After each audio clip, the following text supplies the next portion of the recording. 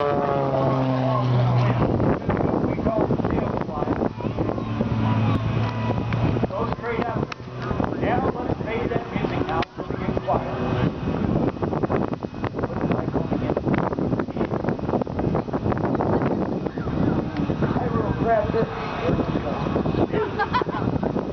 that engine back to life and then we need that music back if you will.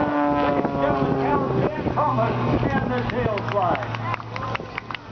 His 30th air show season at the pavilion, 500 live performances from coast to coast, and he's got much energy left. He'll be around doing this for a long time.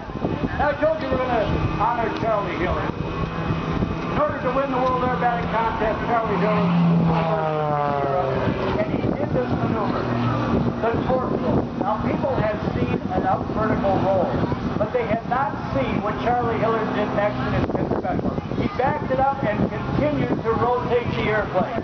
By doing so, that Fort Worth native brought home the best aerobatic pilot in the world in the United States of America. And the late Charlie Hiller, a big round of applause for reenacting that maneuver. Now,